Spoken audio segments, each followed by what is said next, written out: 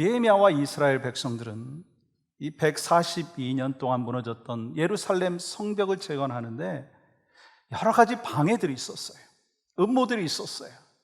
그렇지만 모든 공격들을 기도로 힘써가지고 이겨내고 결국 52일 만에 완공이 되었습니다. 이제는 평안이 있을 것이라고 생각을 했던 그들의 마음에 아직도 채워지지 아니하는 공허함이 남아 있었습니다. 왜냐하면 눈에 보이는 성벽 재건이라고 하는 하드웨어는 다 완공된 것 같지만 그보다 더 중요한 소프트웨어인 신앙의 회복이 필요하다라고 하는 것을 그들이 깨달았기 때문인 것입니다. 그래서 갈급한 마음으로 학사 에스라를 통해서 들려주시는 하나님의 말씀을 들으면서 영적인 갈급함을 채워나가고 그러면서 눈물을 흘리고 있었습니다. 이스라엘 백성들은 하나님의 말씀을 들을 때 자신의 죄를 깨달았고 죄에 대한 거룩한 부담감을 갖고 있습니다. 오늘 본문은 하나님의 백성들이 말씀 앞에서 엎드려 자복하고 회개하는 내용이 기록되어 있습니다. 그러므로 여러분, 느헤미야 9장은요 이스라엘 백성들의 회개를 통한 영적인 회복 운동의 모습이 기록되어 있습니다. 우리 하나님께서는요 하나님의 백성들이 진심으로 죄를 뉘우치고 돌아오기를 원하십니다. 오늘 본문 말씀을 통해서 하나님의 말씀이 말씀답게 선포되어짐으로 인해서 우리의 삶 가운데 영적인 회복의 길이 열려지기를 간절히 소망하고요, 우리 교회가 영적 회복의 역사를 경험하는 귀한 공동체에 될 수 있기를 주님의 이름으로 간절히 소망합니다. 그러면 어떻게 회복될 수 있나요? 우리 지난주에 같이 나눴잖아요. 말씀을 갈급함으로 받고 말씀을 깨달음으로 인하여서 우리가 회복의 역사를 경험할 수 있다. 오늘 본문을 보면 첫 번째는요 회개의 삶을 살아야 된다는 거예요. 영적인 회복의 역사를 경험하기 위해서는요 회개가 있어야 된다고 하는 거예요. 여러분, 신앙생활의 시작은요 회개로부터 시작합니다. repentance. 그러면 회개가 뭔가? 하나님 앞에 돌아오는 거예요. 하나님께 돌이키는 것입니다. 하나님을 인식하고 또 하나님을 인정하고 하나님 중심으로 살겠다라고 하는 결단, 그게 바로 회개라고 하는 거예요. 회개는요 하나님 앞에서 죄를 뉘우치는 것이고 십자가 앞에서 나의 죄된 것을 고백하는 거예요. 그때 하나님께서는요 용서해 주시고 새로운 마음과 삶을 살 수 있도록 은혜를 베풀어 주시는 줄 믿습니다. 이스라엘 백성들은 에스라를 통해서 들려주시는 하나님의 말씀을 통해서 그들의 죄와 조상들의 죄로 인해서 바벨론의 포로로 잡혀갔으며 그들의 생명이 위태롭게 되었다라고 하는 것을 깨달았어요. 그때 이스라엘 백성들이 어떻게 했나요? 여러분 1절 말씀 보십시오. 그달 스문 나은 날에 이스라엘 자손이 다 모여 금식하며 굵은 베옷을 입고 티끌을 무릅쓰며, 이스라엘 백성들이 한자리에 모여서 금식하며 베옷을 입고 티끌을 뒤집어 쓰고 하나님 앞에 회개했다라고 하는 거예요. 에스라를 비롯해 갖고 제사장들 그리고 또한 레위인들 모든 백성들이 한자리에 모였어요. 남녀노소 빈부 귀천을 불문하고 모든 사람들이 한자리에 모여서 회개합니다. 그야말로 민족적인 회개의 운동이 일어나고 있는 거예요. 어느 그룹만, 소수의 사람들만 회개한 것이 아니라 모든 사람들이 죄를 회개하고 자복하며 금식하게 되었다라고 하는 거예요. 여러분, 이스라엘 백성들이 모두 회개했다라고 하는 것은요 어느 누구도 죄와 무관하지 않다라고 하는 것을 깨닫게 되는 것이고요, 아무리 경건한 사람이라 한다 할지라도 죄와 무관하지 않다라고 하는 거예요. 그렇다면 어떻게 이렇게 회개할 수 있겠느냐는 거예요. 여러분과 제가 회개를 해야 되는데, 회개해야 영적인 회복의 길을 걸어가는데 어떻게 회개하게 될 수 있느냐라고 하는 거예요. 그들은 약 20일 동안 말씀을 들었어요. 말씀을 들음으로 인해서 회개의 역사가 있었다는 거예요. 하나님의 말씀이요 그들을 그냥 내버려 두지 아니하였습니다. 그들이 들었던 하나님의 말씀은 그들에게 영적인 그 상태로 만족할 수 없게 했고 더 간절히 하나님을 찾게 했어요. 왜 그러면 이런 역사가 일어날 수 있었느냐는 거예요. 20일 동안 말씀을 들었을 때 어떻게 이런 역사가 있었느냐라고 하는 거예요. 그 이유가 히브리서 4장 12절입니다. 함께 읽을까요? 시작.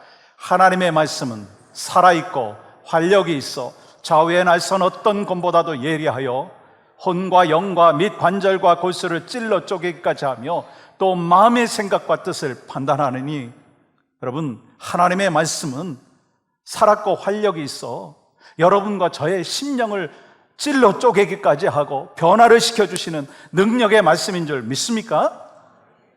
여러분, 그래서 성경은요, 듣는 자가 살아나리라 말씀하셨어요. 하나님의 말씀을 들을 때 살아난다라고 하는 거예요. 영적인 회복의 역사는요, 하나님의 말씀이 없이는 불가능하다고 하는 거예요. 영적인 부흥의 역사는요, 말씀 없이 일어나지 않는다고 하는 거예요. 그러므로 회복은요, 내가 죄인임을 인정하고 죄를 고백하고 주님 앞에 돌아오는 순간부터 시작되어진다는 거예요.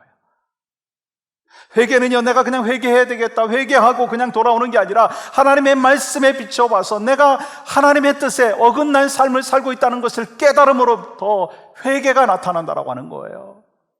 혹시 여러분 가운데 나는 왜 이렇게 진정한 변화를 일어나지 못할까, 왜 경험하지 못할까라고 하시는 분들이 계시다면 참된 회개가 없기 때문인 거예요. 하나님의 말씀을 통해서 죄가 드러나고 절박한 마음으로 하나님 앞에 엎드려질 때 진정한 변화가 일어난다라고 하는 거예요. 여러분과 저에게 말씀을 통해서 죄가 깨달아지고 죄를 발견하고 그래서 진정한 회개의 역사가 있기를 주님의 이름으로 간절히 축복합니다. 그리고 여러분 2절 말씀 보세요. 모든 이방 사람들과 절교하고 서서 자기의 죄와 조상들의 허물을 자복하고, 모든 이방 사람들과 절교했다라고 하는 것은요, 죄를 잘라냈다는 거예요. 그 이유는 이스라엘 백성들이 죄를 짓게 되는 원인이요, 이방인과 교제했기 때문이에요. 그래서 여러분, 회개에 있어서 가장 핵심적인 것은 뭐냐면 죄의 뿌리를 찾아내갖고 잘라내는 거예요. 특별히 오늘 본문은요, 모든이라고 하는 것을 강조하고 있습니다. 애매하게 끊어낸 것이 아니라 철저하게 끊어냈다는 거예요.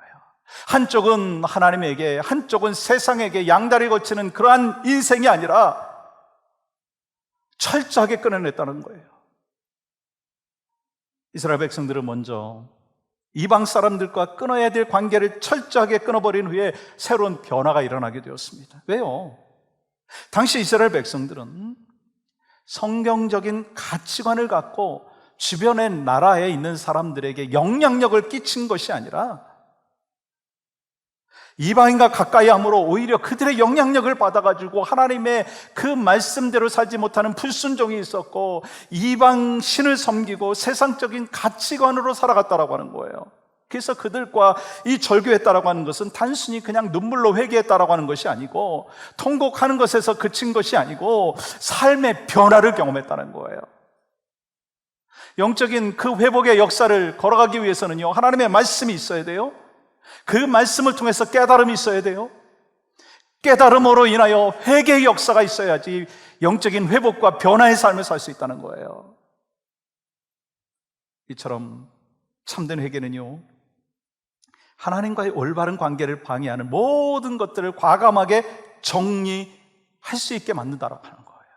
그래서 크리스찬 라이프는요, 너무 복잡하면 안 돼요. 이것도 해야 되고 저것도 해야 되고, 아주 심플 라이프가 이 크리스찬에게 있어서 필요하다라고 하는 거예요. 여러분, 오늘 우리에게도 이러한 참된 변화가 있어야 된다는 거, 여러분 공감하십니까? 여러분과 저에게 참된 변화의 역사가 있어야 된다는 거, 여러분 공감하십니까? 그러면 이제는요, 하나님께서 기뻐하시는 말과 하나님께서 기뻐하시는 행동만을 하겠다라고 하는 분명한 결단이 있어야 된다는 거예요. 그때 복 있는 삶을 살아가는 거예요. 시편 1편 1절은 이렇게 기록하고 있어요. 같이 한번 읽겠습니다. 시작. 복 있는 사람은 악인들의 궤를 따르지 아니하며 죄인들의 길에 서지 아니하며 오만한 자들의 자리에 앉지 아니하고. 이게 하나님의 복을 받는 비결이라고 하는 거예요. 그리고 중요한 것은요, 그들이 회개한 곳이요, 이 골방이나 자기만의 공간이 아니라는 거예요. 모든 사람들이 다 있는 오픈된 장소였습니다. 그냥 골방이나 개인 기도실이 아니라 자기가 있는 그곳에서 자신의 죄와 조상의 죄를 공개적으로 막 고백하는 거예요. 여러분 4절 하반절 보십시오. 단에 올라서서 큰 소리로 그들의 하나님 여호와께 부르짖고, 사람들 앞에서 소리 질러가면서 내가 죄인입니다, 우리가 잘못했습니다, 회개하며 기도했다는 거예요. 여러분, 이 말씀이 큰 소리 지르면서 회개하는 것이 진짜 회개입니다라고 말하는 것이 아니에요. 큰 소리를 지르는 것이 하나도 부끄럽지 아니할 정도로 마음이 애통하고 답답하고 어떻게 할 수 없어서 남이 보든 말든 상관할 것이 아니라 정말 하나님 앞에 회개하며 기도했다라고 하는 거예요. 우리 인간의 본능은 절대 회개하기 힘든 본능을 갖고 있어요. 더구나 다른 사람들이 듣도록 공개적으로 큰 소리로 수치스러운 죄, 그 은밀한 죄를 고백하는 건 정말 힘들어요. 예를 들어서 그렇지 않습니까? 범죄한 아담이 하나님으로부터 숨고 죄를 숨기려 했던 것처럼 우리 또한 죄를 지으면요, 숨기려고 하는 본능이 있어요. 그렇기 때문에 회개하기 위해서는요, 분명한 결단이 필요하고요, 용기가 필요하다고 하는 거예요. 회개가요, 상식적으로 할 수 없지만 성령께서 강권적으로 말씀을 통해서 나에게 도전을 주시고 역사하여 주시면 회개가 일어나고, 그 회개의 역사를 통해서 여러분과 저의 삶은요, 날마다 변화를 경험하게 되는 줄 믿습니다. 여러분 3절 말씀 보세요. 이날에 낮 4분의 1은 그 자리에 서서 그들의 하나님 여호와의 율법책을 낭독하고 낮 4분의 1은 죄를 자복하며 그들의 하나님 여호와께 경배하는데, 여기서 낮 4분의 1이라고 하는 표현이 2번 나오잖아요. 이스라엘 사람들은 낮과 밤을 각각 3시간씩 4등분을 했습니다. 그래서 오늘 본문의 낮 4분의 1은 낮 시간 중에서 3시간을 의미하는 거예요. 그래서 성경학자들은 이렇게 얘기합니다. 처음 나오는 이 낮 4분의 1은 오전 9시부터 12시까지이고, 나중에 나오는 4분의 1은 이 정오부터 오후 3시까지라고 해석을 합니다. 그러니까 오전 3시간은 그 자리에 서서 하나님의 말씀을 묵상했고, 오후 3시간은 말씀을 들을 때 새롭게 까다로워진 그 하나님의 그 말씀의 능력을 힘입어서 죄를 자복하고 또한 회개했다라고 하는 거예요. 즉 회개에는요, 하나님의 말씀 앞에서 자신의 죄를 비춰보는 데서부터 시작된다는 거예요. 그러니까 중요한 게 있어요.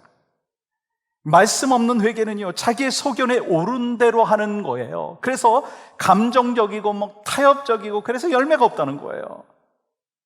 그러나 그들은 말씀만 읽고 끝난 게 아니에요. 말씀대로 살지 못한 것을 회개했어요. 한두 마디 회개하고 끝난 것이 아니라 3시간 이상을 철저하게 자신의 죄를, 허물을 자백했다는 거예요. 그렇기 때문에 여러분과 저는요, 회개를 너무 가볍게 여길 것이 아니라 회개를 통해서 죄에서 돌이키고 하나님 앞에 돌아서야 된다는 거예요. 그래서 우리는요, 하나님 앞에 충분한 시간을 들이면서 말씀을 읽고 말씀 속에서 우리에게 허락해 주시는 그 메시지를 우리가 받으면서 회개할 때 우리 오늘 진정한 변화의 삶, 예수 닮는 삶으로 변화되어지는 역사를 경험하게 될 줄 믿습니다. 그리고 5절 말씀 보세요. 너희 무리는 마땅히 일어나 영원부터 영원까지 계신 너희 하나님 여호와를 송축할지어다. 주여, 주의 영화로운 이름을 송축하올 것은 주의 이름이 존귀하여 모든 송축이나 찬양에서 뛰어남이니이다. 이 본문에 나오는 사람들은요, 무리들에게 하나님을 송축하라고 선포하고 있어요. 그러니까 이 찬양하고 회개하고 회개하며 찬양하고 말씀 받고, 이거 반복되었어요. 결국 뭐예요? 하나님 앞에 전심으로 예배했다라고 하는 거예요. 우리가 영적인 회복을 경험하기 위해서는요, 말씀을 통해서 회개하고 또 찬양하고 예배가 회복되어야 된다는 거예요. 우리가 코비드 시대를 지나가면서 정말 목사인 저나 여러분이나 꼭 필요한 게 있어요. 여러분의 가정 가운데 꼭 필요한 게 있어요. 그게 뭐예요? 영적인 회복이에요. 우리가 영적인 회복의 길을 걸어가야지 우리가 영향력 있는 삶을 살아갈 수 있고, 그것을 통해서 하나님 앞에 기쁨이 되는 거예요. 이를 위해서 필요한 게 뭐라고요? 하나님의 말씀을 우리가 통하여서 내 죄를 깨닫고 회개하고, 그리고 주님 안에서 하나님, 내가 그렇게 살지 못한 것 주여 다 내려놓습니다. 주여 용서하여 주시옵소서. 새롭게 결단하고 헌신하는 그 삶을 목사인 제가 살고, 여러분들이 그렇게 살 때 여러분과 제가 섬기는 교회는 회복의 역사를 경험하게 될 줄 믿습니다. 그래서 분위기가 중요해요. 영적인 분위기가 중요하다는 거 여러분 아십니까? 막 봉사하려고 하는 그 분위기가 우리 교회 가운데 있어야 돼요. 서로 인사하고 축복하려고 하는 그 분위기가 있어야 돼요. 예배하기 힘쓰기 위해서 헌신하는 그 분위기가 있어야 돼요. 여러분, 이 분위기는 세상의 분위기와는 달라요. 하나님의 말씀을 알고 말씀 속에서 뜨거워진 심령 한 사람 한 사람이 막 불길 같은 그 성령의 역사하심을 경험하면서 다른 사람들에게 전해주고, 그래서 다른 사람들이 함께 일어나서 하나님이 원하시는 삶이 바로 이러한 삶인 것을 제가 믿습니다, 제가 이렇게 살겠습니다, 막 서로 봉사하고 헌신하는 그 영적인 회복의 역사가 저에게 있기를 원합니다. 여러분에게 있기를 간절히 축원합니다. 그래서 막 스텝백 하는 분들이 많아지는 게 아니라, 하나님, 내가 이렇게 헌신하겠습니다, 내가 이렇게 주님 안에서 쓰임받기를 원합니다, 나에게 주어진 인생이 길지 않은 것 하나님 제가 알고 있습니다, 제가 게을리하지 않겠습니다. 그 헌신과 결단, 이를 통해서 내가 회복되어질 뿐만 아니라 그 영적인 도전이 바로 옆에 있는 사람들에게, 우리 가족들에게, 우리 교회의 영적인 영향력이 끼쳐질 때 우리 교회 공동체는 회복의 역사를 날마다 경험하면서 하나님 안에서 착하고 축복된 교회로서의 역할들을 감당하게 되는 줄 믿습니다. 또한 두 번째는, 영적 회복의 길은요, 은혜를 기억하며 살아야 하는 거예요. 은혜를 기억하며 살아야 돼요. 느헤미야 9장은 우리가 다 읽지 못했어요. 그렇지만 7절부터 이 38절까지는 하나님께서 이스라엘 백성들에게 어떤 은혜를 베풀으셨는지에 대하여 아주 자세하게 기록하고 있어요. 이 본문을 자세히 보면요, 하나님의 은혜가 거의 모든 구절에 다 기록되어 있어요. 하나님께서 어떻게 이스라엘 백성들을 택하시고 사랑하시고 이끄셨고, 그런데 그런 하나님께 어떤 죄를 지었고 어떤 못된 짓을 했는지, 어떤 배신을 했는지 그 내용을 기록하고 있어요. 그러나 하나님은 한결같이 용서하셨어요. 하나님은 한결같이 참아주셨어요. 하나님은 불쌍히 여겨주셨어요. 사랑으로 품어주셨다라고 하는 것을 기록하고 있어요. 여러분, 하나님께서 아브라함을 택하셔서 언약을 맺으시고 이스라엘 백성들을 출애굽시켜 주시고 광야에서 이끄시고 먹여주셨어요. 근데 이스라엘 백성들은요, 불순종했어요. 하나님께서는요, 그들의 역사 속에 개입하셔서 구원하여 주시고 넘치는 은혜를 베풀어 주셨음에도 불구하고 그들은 돌아서고 은혜를 망각하고 넘어지고 범죄하는 그야말로 죄덩어리, 죄의 종의 모습으로 살았다는 거예요. 이 사사기의 이 패턴과 똑같은 모습이 이스라엘 백성들의 모습이었어요. 하나님의 은혜와 회복, 또다시 불순종하고 책망받고 다시 또 회개하고 부르짖고 회복시켜 주시고, 하나님은요 계속해서 반복해가지고 하나님의 은혜를 그들에게 허락하여 주시고 회복시켜 주셨다고 하는 거예요. 그러니까 여러분, 느헤미야 9장의 핵심을 보면요, 이스라엘 역사 가운데 나타나신 하나님의 은혜에 대하여 말씀하고 있어요. 무엇에 대해서? 하나님의 은혜에 대해서. 하나님의 은혜로 구원받았고 하나님의 은혜로 하나님의 자녀로 살아갈 수 있게 되었어요.